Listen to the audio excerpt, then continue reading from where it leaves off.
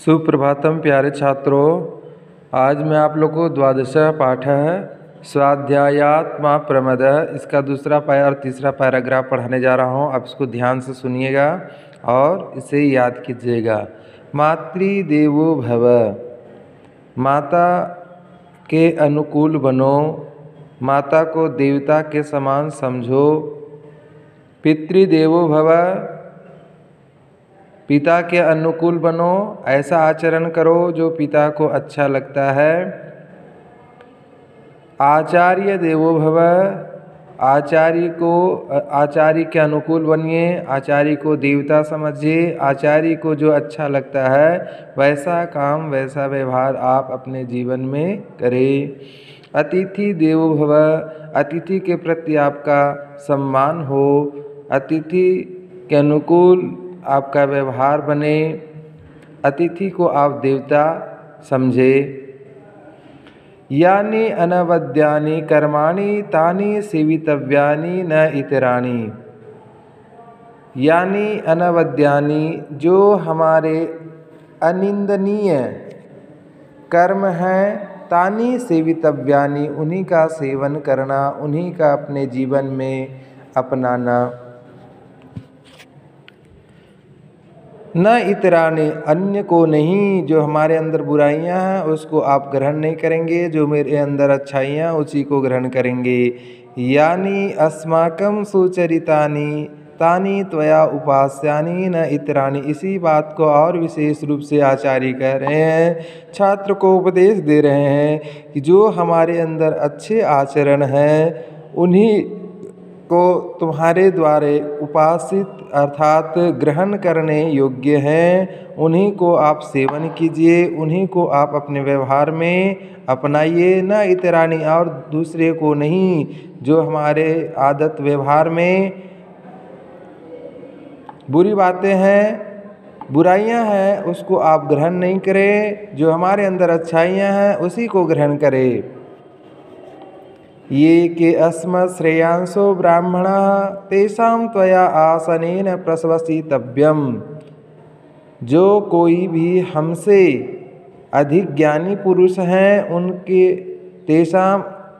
उनके साथ तुम्हें विश्वास करना चाहिए, उन पर विश्वास करना चाहिए और उनसे कुछ सीखने का प्रयास करना चाहिए। और उनसे आप कुछ सीखेंगे ऐसे मैं आपसे अपेक्षा रखता हूँ। श्रद्धया देयम, सीखने की जो परंपरा है वो समाप्त नहीं होनी चाहिए, क्योंकि आप हमारे गुरुकुल में विद्यालय में रहते थे। जब आपके जीवन में कोई संदेह उत्पन्न होता था, कोई समस्या उत्पन्न होती थी, तो आप मेरे पास आते थे और मैं उस समस्या का समाधान करता था।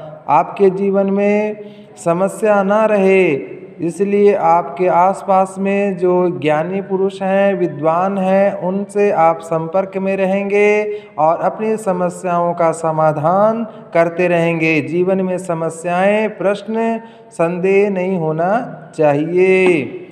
ऐसा आचार्य शिष्य को उपदेश दे रहे हैं। श्रद्धया देयम, श्रद्धा पूर्वक देना चाहिए। अश्रद्धया देयम, आपको श्रद्धा नहीं है फिर भी देने की प्रवृत्ति होनी चाहिए, जिससे समाज का कल्याण हो, देश का कल्याण हो। श्रिया देयम, शोभा से आप खुशी खुशी दे रहे हैं।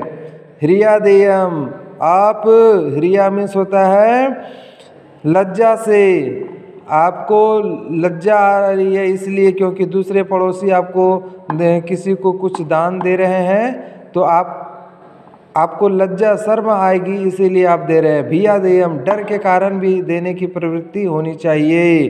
संविदा देयम, संकल्प प्रतिज्ञा के साथ आप दान करते हैं, संकल्प लेकर के दान करते हैं।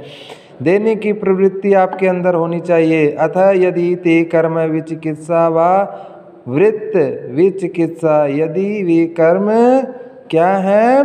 विचिकित्सा का अर्थ होता है शंका, संदेहास्पद है, अथवा धन से संबंधित कोई संदेह हो।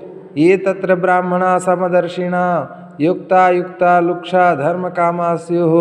वहाँ पे जो ज्ञानी है, ब्राह्मणा मतलब श्रेष्ठ ज्ञानी विद्वान, समदर्शिनो, समदर्शिनो का मतलब पक्षपात रहित, है ना, पक्षपात रहित भी होने चाहिए। पक्षपात के कारण से आपको कोई आपके साथ अन्याय भी कर सकता है, इसलिए जो पक्षपात सहित न्याय करता है, अच्छी बातें बताता है, उनसे ही आपको सहयोग लेना चाहिए। युक्ता युक्ता जो न्याय है और अन्याय है। अलुक्षा, अलुक्षा का अर्थ होता है, देखो बच्चों क्या दिया हुआ है, दयालु स्वभाव वाला, है ना, दयालु होना चाहिए।